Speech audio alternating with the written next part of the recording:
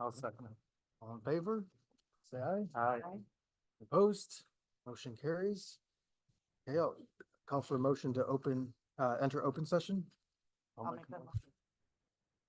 Second? Okay, was there a second? Did she say? Okay, I'll second. All in favor? Aye. All opposed? Motion carries. Now in open session, please rise for the Pledge of Allegiance. Allegiance to the flag of the United States of America and to the republic for which it stands, one nation, under God, indivisible, with liberty and justice for all.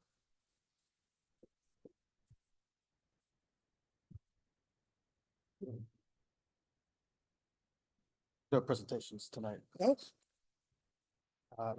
Privilege of the floor, anyone? No? No. Okay.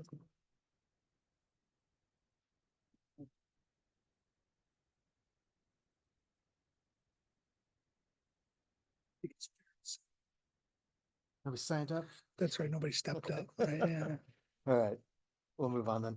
The consensus item agendas, now call for a motion to approve the following consensus agenda items, number 1 through 15 as submitted. Okay, any discussion? All in favor? Aye. Opposed? Motion carries. Okay, moving on to the personnel items. Call for a motion to approve personnel items number 1 through 40. We'll separate it out 2 and 34.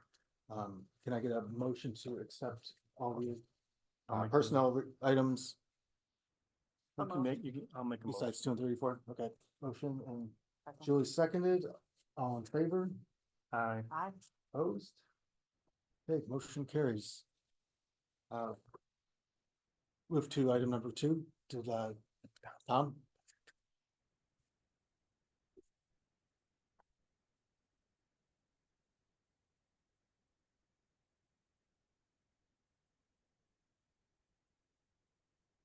It's my honor to introduce to the board Morgan Johnson to you. Morgan, if you can join me up here. Morgan is, we're asking the board this evening to appoint Morgan to a position at our middle school as assistant principal. And just a little bit about Morgan. Morgan is a Sweet Home High School graduate. She's the daughter of 2 United States Marines. See, mom is here and glowing.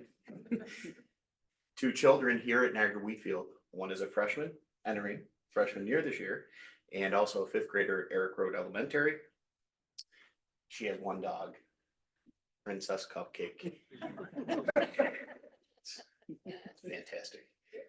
She's worked the last 8 years in alternative education at Erie One BOCES. So some outstanding experiences where she's thrived there.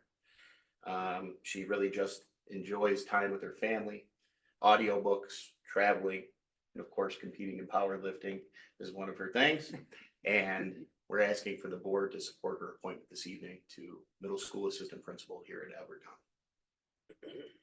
Can I get a motion to appoint Morgan Johnson as the assistant principal at Edwardtown Middle School? Second. All in favor? Aye. Opposed? Motion carries. Congratulations.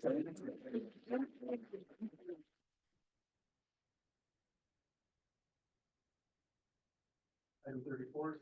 Item 34, for the board's consideration this evening, I'd like to call up Nick Breyer. Nick, come on up. Nick is joining us. Not only is a proud Niagara Wheatfield graduate, but he's also a newly graduated physical education graduate from SUNY Cortland, which is also something of pride for him. And he's a Red Dragon, so that's an outstanding physical education school. Nick's heard some good things about his hockey prowess. But we're asking that the board appoint him this evening as a Niagara Wheatfield High School building-based substitute. That's going to be extraordinarily helpful to us in the physical education department, as well as extra eyes on the pool deck, and of course the safety of the physical education and health program here at our high school. So we ask that the board support Nick, kind of coming back here into the nest as a building-based sub. Ask for a motion to accept number 34, our slate of building-based subs, including Nick here. Can I get a motion? Second. All in favor? Aye. Opposed? Motion carries. Welcome Okay. aboard.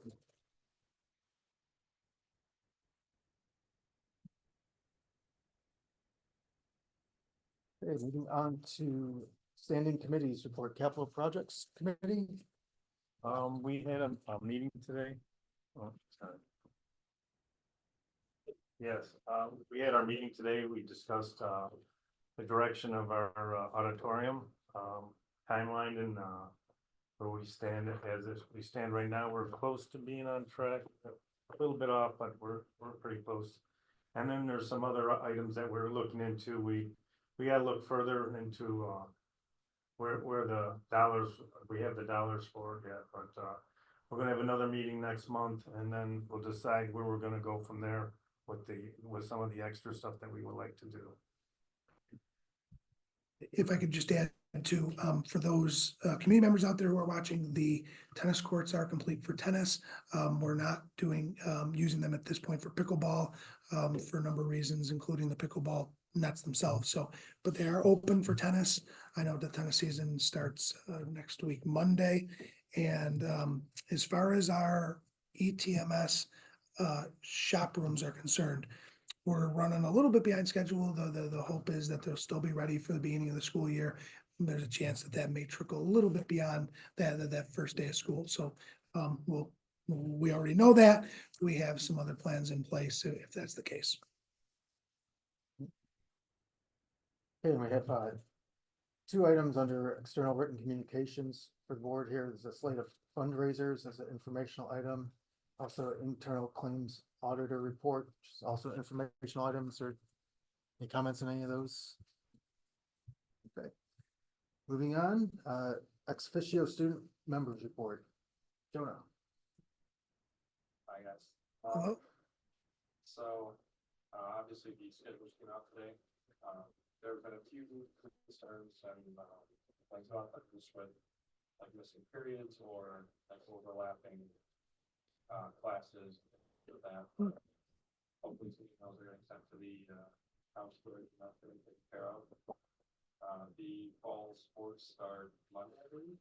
Start very exciting.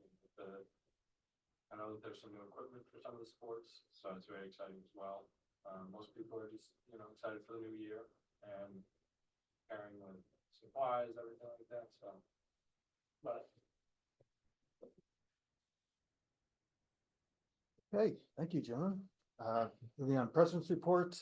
I know Dan's gearing up for the beginning of the new school year. All that's involved with that. If anyone's in the auditorium, work has commenced on that.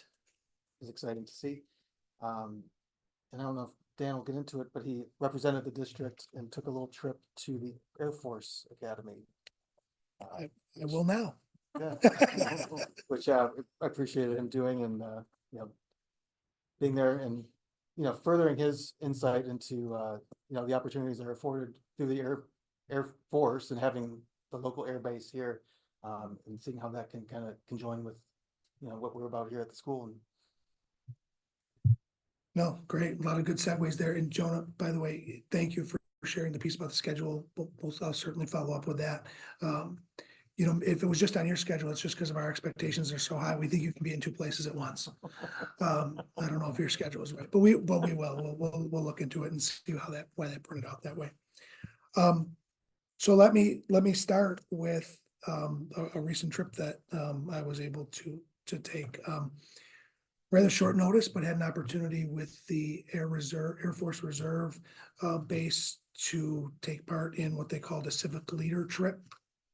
There were about 21 of us who flew from here last week, Wednesday morning, to Colorado Springs, and got a little tour of the base while we were there, got a tour of the Air Force Academy while we were there, and then actually went back. We're at the base the next day, saw some planes, we're able to, and then get some more information, and then we flew back. So it was a pretty quick turnaround, left around, got to the Air Force Base at Wednesday around 7 a.m. and was back about 5:30 the next day in the PM. Let me just talk about two things related to this. One has to do with our history with for those that don't know, with the Air Force Reserve Base. At one point, that base was actually a residential base. So the families that lived there, they attended our schools. So there's a long history, tradition with the Air Force here in our school district. As a district, when our counselors start talking with students, there's a lot of options for students, right? When they're leaving high school, and then the military is certainly one of those. The Air Force Reserve, because it's here in our own backyard, if for students who would choose to go that track, would have to put in their initial time. And if they go into the reserves, they can actually choose to be right here at home at this base, do their minimum of 1 weekend a month, 2 weeks a year, receive the pay that goes along with that, serve our country, and at the same time have their jobs. The reason they were taking, the civic leaders on this was for us to better understand some of the opportunities for our students, but also to thank, I think, the districts and the employment agencies who have reservists who have to leave, time and again to go do that really important work that they do. So it was a really incredible experience. I want to thank the board for allowing me to go. But now I gotta tell you the fun part. For those that don't know, our reserve base is really a base for refueling planes. So what those aircraft do is it was a C-135 that we were on. If you've seen movies, they're the ones like with the benches along the side, right? The little seat belts. It wasn't first class, that's for sure. But by the way, on that plane, the takeoffs and the landings were unbelievably smooth. It was incredible to me. It really was. But refueling is what they do. Well, both on the way there and on the way back, we were involved in some refueling missions. So the person who's what's called the boom operator goes to the back of the plane, and if you can picture, kind of going into the back of the plane and then walking down steps, and then that person lays flat on their stomach and has a lot of important buttons and a joystick there, right? It's kind of like the old Atari for those who are, my age in that range, right? And the other planes, they fly up, and at about, the speed of 357 miles an hour, both planes, that plane pulls up and gets refueled in the air. And the second day I was actually able to there's two other little places to lay down there right next to the person.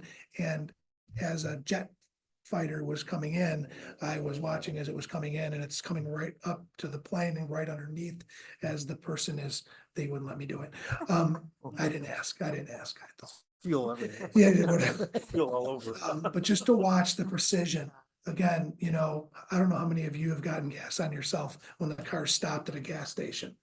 I didn't see any fuel leak out at 357 miles an hour at about 20,000 feet. By the way, the wind and all those, right? Just the things that go into this. Absolutely incredible. I don't know, I haven't felt 8 years old since I was 8 years old. I felt 8 years old watching this. It was just such an incredible thing. If they do for, these civic things in the future, one of the recommendations that I made was that maybe they even target some school counselors, because school counselors are the ones who, if they see this, can really talk about this experience for kids who are interested in going into that area after high school. So again, thank you. It was a really incredible experience, and learned a lot. The Air Force Academy was an incredible place. Our trip there was a little abbreviated, but still pretty cool.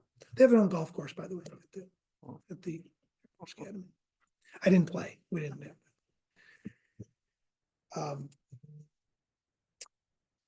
Okay, hiring and staffing, Tom.